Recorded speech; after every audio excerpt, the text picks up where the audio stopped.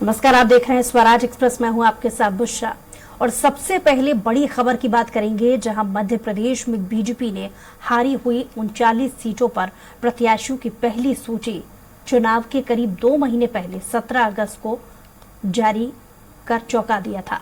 और उसी तरीके से दूसरी सूची के कुछ नामों ने और ज्यादा चौंका दिया है। इसमें भी 39 प्रत्याशियों के नामों की घोषणा की गई है। बीजेपी के लिस्ट में ये 39 का आंकड़ा भी चर्चा में है। सबसे ज्यादा हैरान करने वाले नाम केंद्रीय मंत्री नरेंद्र सिंह तोमर और बीजेपी के राष्ट्रीय महासचिव कैलाश विजयवर्गीय का है। तोमर और विजयवर्गीय की भले ही प्रदेश की राजनीति में फिर से वापसी हो रही हो, लेकिन अब तक केंद्र में सक्रिय भूमिका निभा रहे इन दोनों ही दिग्गजों को टिकट देकर मोदी शाह ने कई संकेत दे दिए हैं। प्रदेश बीजेपी चुनाव प्रबंधन समिति के संयोजक तोमर को मुरैना जिले की दिमनी सीट से टिकट दिया गया है, तो वहीं इंदौर एक सीट से बीजेपी के राष्ट्रीय महासचिव कैलाश विजयवर्गीय को उम्मीदवार बनाया गया है। दोनों ही सीटें फिलहाल कांग्रेस के कब्जे में हैं।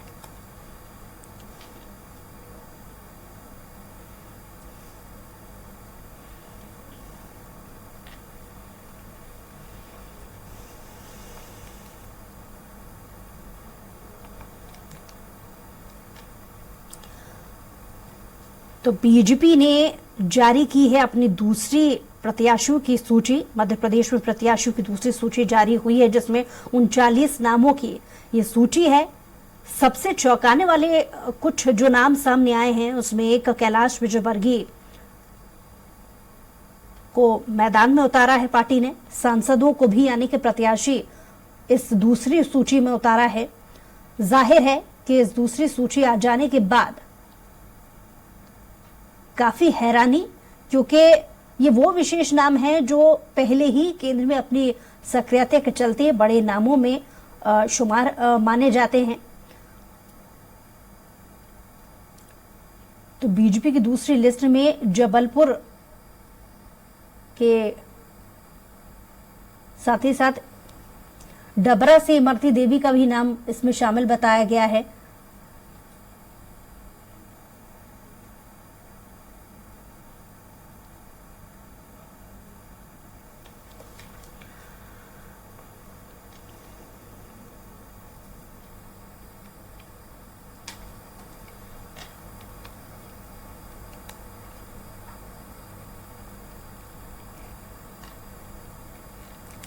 तो केंद्रीय मंत्री और राष्ट्रीय कद के नेताओं पर दाव बीजेपी की तरफ से खेला गया है।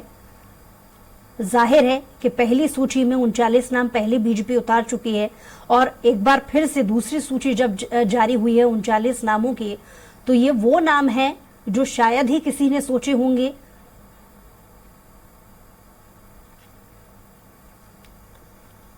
तो बीजेपी हर एक सीट पर जीत की गारंटी चाहती है। शायद यही वजह है कि बड़े चेहरों पर दांव खेलने की जो आजमाइश है उसमें बीजेपी है। यहां की 100 सीटों पर जीत की पुख्ता रणनीति तय करने की फिराक में बीजेपी है। यही वजह है कि बड़े चेहरों पर दांव खेला है। विधानसभा चुनाव के बाद लोकसभा चुनाव पर नजर है पार्टी की। सत्ता और संगठन में नए राजनीतिक समीकरण के गणित बिठाने के लिए ये कोशिश है। बीजेपी हर एक सीट पर जीत की गारंटी चाहती है। शायद यही वजह है कि केंद्रीय मंत्रियों के साथ साथ सांसदों पर भी दाव अब मध्य प्रदेश की विधानसभा सीटों पर बीजेपी ने खेला है। और इस पर प्रतिक्रिया जानने के लिए हमारे साथ बीजेपी से प्रवक्ता फोन लाइन पर जुड़ गए हैं। महेश शर्मा जी, बहुत स्वागत है आपका। जी नमस्कार। महेश शर्मा जी, दूसरी सूची बीजेपी ने जारी कर दी है, लेकिन सवाल यहाँ ये है कि इस दूसरी सूची में जो नाम घोषित किए गए हैं वो और ज्यादा चौंकाने वाले हैं। आपकी एक पहली प्रतिक्रिया। देखिए, भारतीय जनता पार्टी में सरपंच से लेकर प्रधानमंत्री तक प्रत्येक व्यक्ति कार्यकर्ता भाव के साथ काम करता है, और पार्टी जहां जिसका जब रणनीति के तहत उपयोग करना चाहती है उसको वहां अवसर देती है। इसी के तहत पार्टी ने हमारे वरिष्ठ नेताओं को भी विधानसभा चुनाव में उम्मीदवार बनाने का निर्णय किया है। तो ये पार्टी की अपनी रणनीति है। निश्चित रूप से ये कहीं कांग्रेस का प्रचलन नहीं है। जिस प्रकार से कांग्रेस अपनी राग अलाप रही है, बहुत स्पष्ट रूप से भारतीय जनता पार्टी का कार्यकर्ता पार्टी की रणनीति के आधार पर ही काम करता है।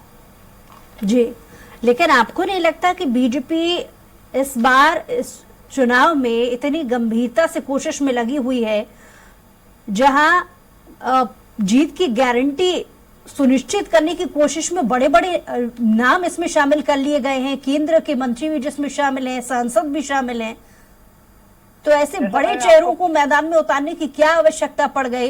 क्योंकि देखा गया है कि पिछले जितने भी चुनाव रहे हैं, बीजेपी अक्सर ये कहती रही है कि प्रधानमंत्री एक चेहरा ही काफी है। मैंने आपको कहा ना कि जैसे भारतीय जनता पार्टी में प्रत्येक कार्यकर्ता, प्रधानमंत्री भी अपने अंदर कार्यकर्ता भाव रखते हैं, प्रधानमंत्री भी अपने आप को प्रधान सेवक कहते हैं, ये वो पार्टी है। ये इस पार्टी के अंदर प्रत्येक व्यक्ति कार्यकर्ता भाव के साथ काम करता है। पार्टी का जहां जिसको जो निर्देश मिलता है वो कार्यकर्ता उस कार्य को करने के लिए काम करता है। उसमें कार्य बड़ा छोटा या कार्य की स्थिति को नहीं देख के भारतीय जनता पार्टी के कार्यकर्ता काम करता है। भारतीय जनता पार्टी में बहुत स्पष्ट है कि प्रत्येक कार्यकर्ता के लिए जो जिम्मेदारी निर्धारित होती है उस जिम्मेदारी का निर्वहन वो प्रतिबद्धता के साथ करता है। ठीक है, फिरोज सिद्दीकी जी कांग्रेस से प्रवक्ता हमारे साथ, वो भी फोन लाइन पे जुड़ गए हैं। बहुत स्वागत है आपका। जी शुक्रिया। सिद्दीकी जी, जो बीजेपी ने दूसरी सूची जारी की है 39 नामों की, आपको नहीं लगता कि इस बार वो और ज्यादा चौंकाने वाली है, क्योंकि बड़े बड़े केंद्रीय मंत्री और सांसद इस दूसरी सूची में शामिल हैं? असल में जो महाराज भाजपा, शिवराज भाजपा और एक नाराज भाजपा, ये इनकी फेर में भारतीय जनता पार्टी पड़ी है। भाजपा जो शिवराज की वो महाराज की, इन्होंने देखा कि सरकार तो आ नहीं रही, तो क्यों ना नाराज भाजपा को ठिकाने लगा दिया जाए। तो उन्होंने लेके सबको, जितने केंद्रीय मंत्री थे सबको मैदान में उतारवा दिया और नेतृत्व को समझा दिया कि ये जो है इनकी आवश्यकता है। अब ये सब के सब जो विधायक का चुनाव हार जाएंगे, चारों के चारों, तो ये ना केंद्रीय मंत्री रहेंगे ना सांसद रहेंगे। ये भारतीय जनता पार्टी का प्लान है। ये ऐतिहासिक हार की ओर भारतीय जनता पार्टी बढ़ रही है। ये सबको दिख रहा है कि डबल इंजन की सरकार जो है डबल हार की ओर जा रही है। सवाल ये है कि अगर ये इतने ही समझदार केंद्रीय मंत्री थे और इतना ही इनने काम किया है जनता के बीच में, तो इनको जो है विधायक का चुनाव लड़ने की क्या आवश्यकता पड़ गई?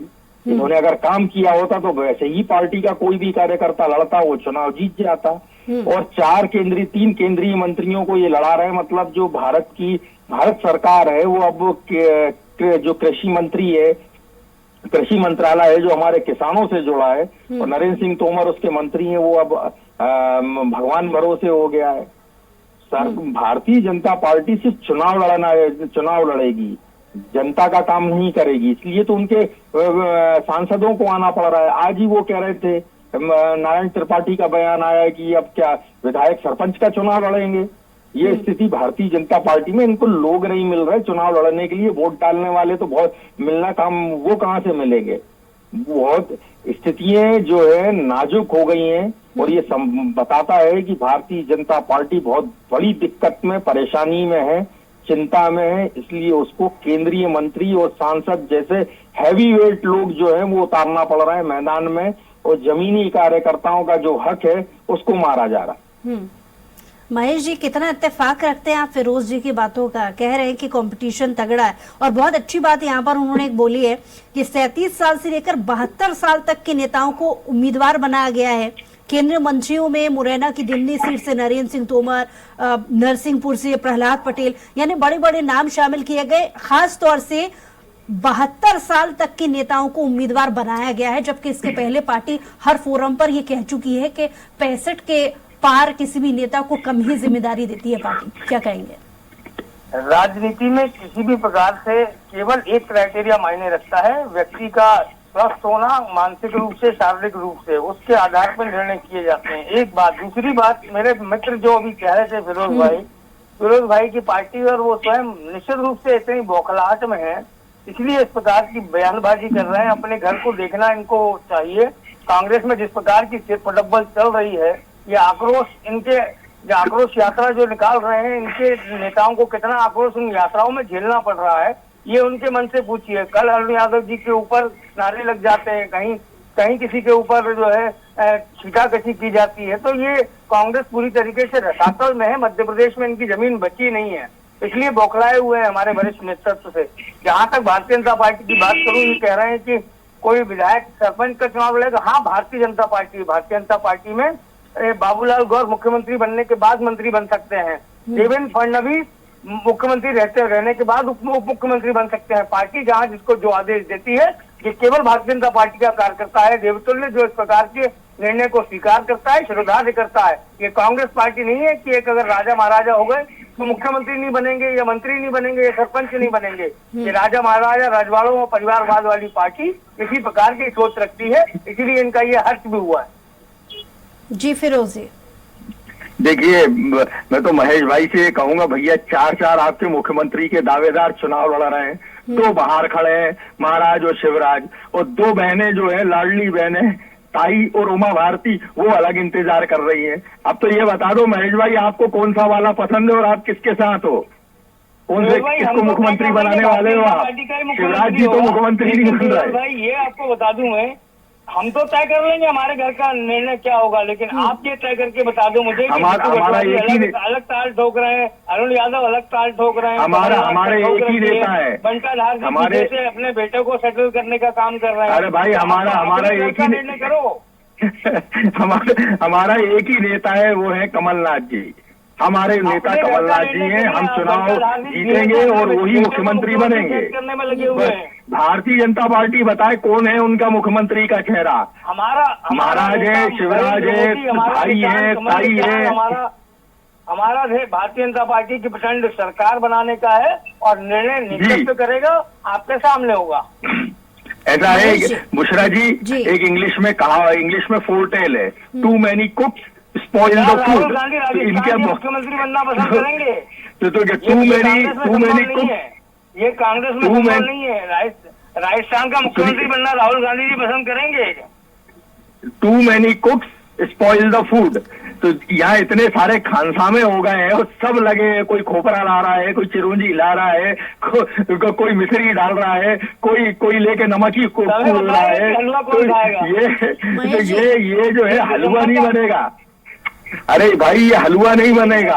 लेकिन ये बात सही है महेश जी कि पिछले 2014 के समय से भी अगर बात कर ली जाए, पिछले और जो चुनाव हुए हैं, अक्सर बीजेपी जिस कैंपेन को लेकर के, जिन मुद्दों को लेकर के चलती है, जिसमें एक मुद्दा ये भी रहता है कि कांग्रेस के पास कोई चेहरा नहीं है, लेकिन यही सवाल आज फिरोज जी उठा रहे हैं।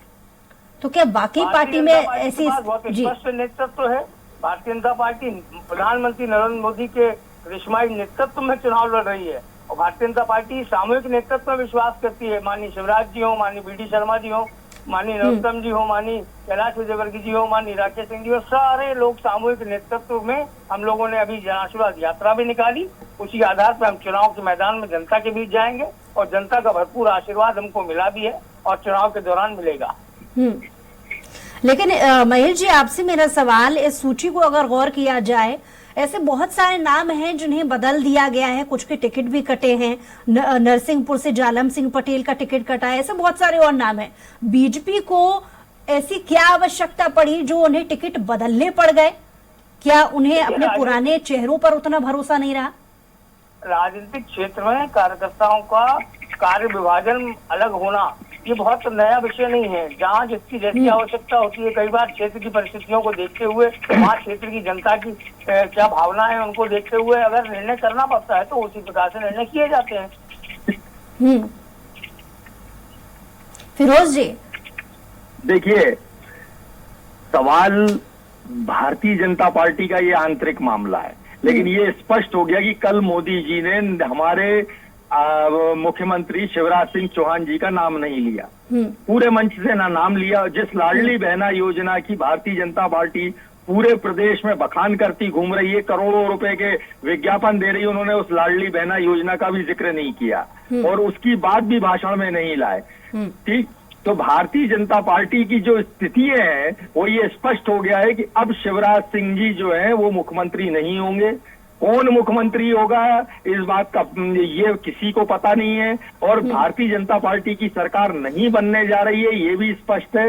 इसलिए केंद्रीय नेतृत्व को इतने हैवी वेट उतारने पड़ रहे हैं और इस हैवी वेट को उतारने में और उनको गलत मार्गदर्शन देने में फिरोज जी, सिंधिया जी और शुरुआती शिवराज जी वक्त का से हाथ जब है। पहली सूची आई थी तब भी कांग्रेस एक टिप्पणी करती आई है, कांग्रेस के तमाम नेता इसको लेकर के टिप्पणी कर चुके हैं कि पहली सूची भी फर्जी थी। दूसरी सूची को लेकर के आप ही के नेता यानी कमलनाथ ये ट्वीट भी उन्होंने किया है जो हम अभी लगातार दिखा रहे हैं, जिसमें वो कह रहे हैं बार बार कि ये सिर्फ धोखाधड़ी है या झूठी एक प्रत्याशियों की सूची है। तो इसको लेकर के आपका रिएक्शन और चाहूंगी फिरोज जी।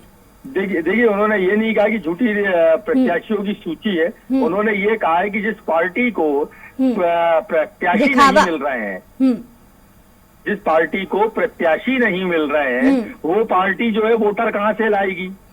और 18 साल की जो सरकार है ये अच्छे से उनका केंद्रीय नेतृत्व समझ गया है कि हमारी सरकार अब वापस नहीं लौट रही है, इसलिए अब जो भारतीय जनता पार्टी है वो अब सब कचरा साफ कर रही है, सबको ठिकाने लगा रही है। और अब नई भाजपा 10-20 साल बाद ये नई भाजपा को खड़ा कर पाएंगे अगर ये संघर्ष करते रहे इनके कार्यकर्ता। तो ये भारतीय जनता पार्टी जो है 10-20 साल बाद शायद लौट के आ जाए, वरना तो मध्य प्रदेश में अब कमलनाथ जी ही मुख्यमंत्री बनने जा रहे हैं। ये अब स्पष्ट हो गया, ये इनकी दूसरी सूची ने बता दिया कि हमारी स्थिति बहुत खराब है, तो केंद्रीय मंत्रियों को विधायक बनाना पड़ रहा है, ये स्थितियां अब हमारी पार्टी की आ गई है।